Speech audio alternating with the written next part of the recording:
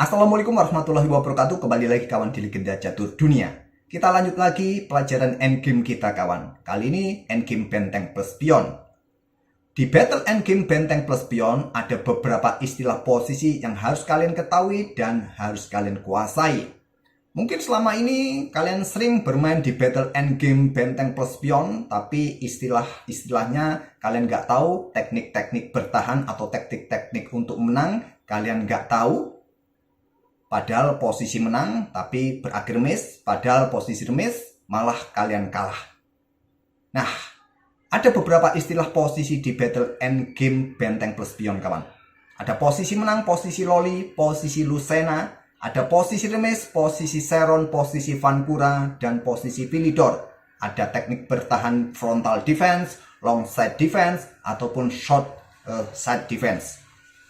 Nah, di video ini kita akan fokus satu posisi bertahan, yaitu posisi Vancouver. Di video-video berikutnya kita akan lanjutkan posisi macam Philidor ataupun Seron, dan posisi menang macam Lucena ataupun Loli. Oke, kita fokus ke posisi Vancouver terlebih dahulu. Ciri khasnya seperti ini. Pion berada di tepi papan, di lajur A ataupun di lajur H, baik putih ataupun hitam. Dan bentengnya berada di depan pion, ya, di depan pion. Bukan di belakang. Kalau di belakang pion seperti ini, putih bisa menang. Beda lagi, sekarang benteng berada di depan pion. Dan posisi bertahan yang bagus buat raja hitam, dia harus tetap berada di petak G7 dan petak H7. Ini dua petak kunci buat raja hitam bertahan.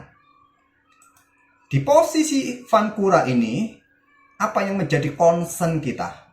Yaitu melakukan skak-skak berulang pada raja putih.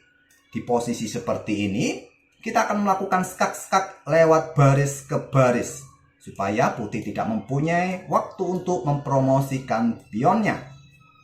Nah, pada posisi ini, kalau putih bergerak dengan raja B5 mendekati pion, harapannya maju nanti disusul benteng mungkin, ya kita melakukan skak terus ya. Skak terus. Skak di situ terserah, raja mundurkah atau majukah?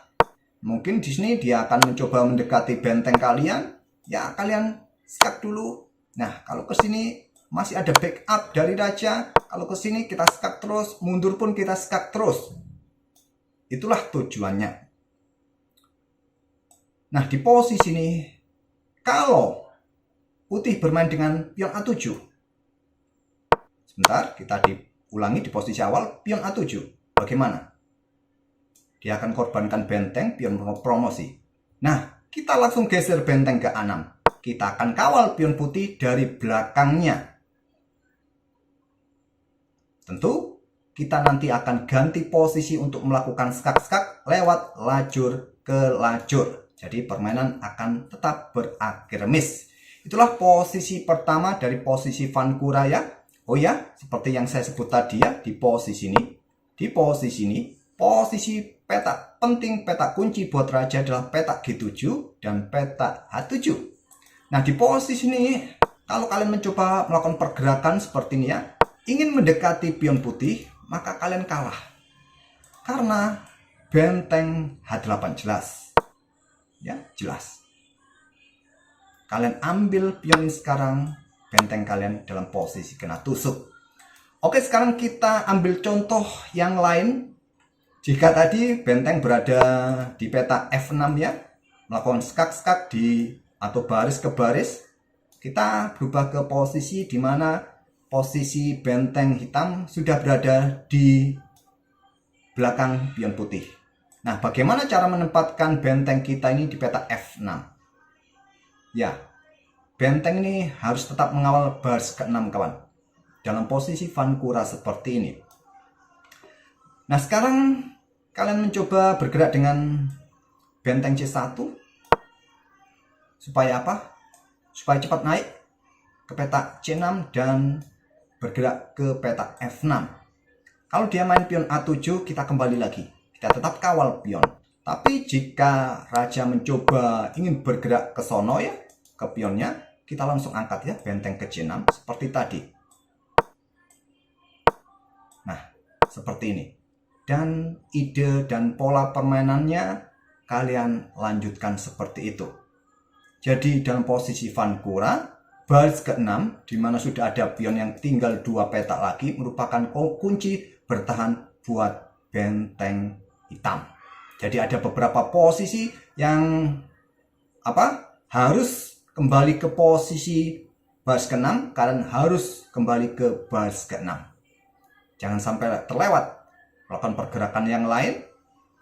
Di sini kalian jelas skak di situ. Kalau dia mundur, kalau kalian nggak skak terus, nah kembali ya ke F6, kembali.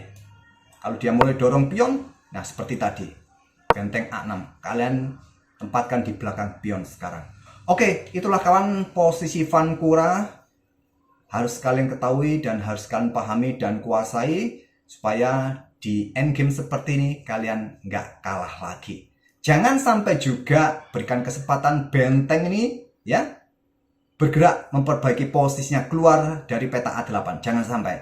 Kalau dia sudah bisa bergerak di luar peta A8, posisinya akan semakin baik dan hitam bisa kalah. Oke, kita akan bertemu di teknik-teknik endgame berikutnya. Jangan lupa tinggalkan jejak kalian, like, komen, serta subscribe. Terima kasih. Wassalamualaikum warahmatullahi wabarakatuh.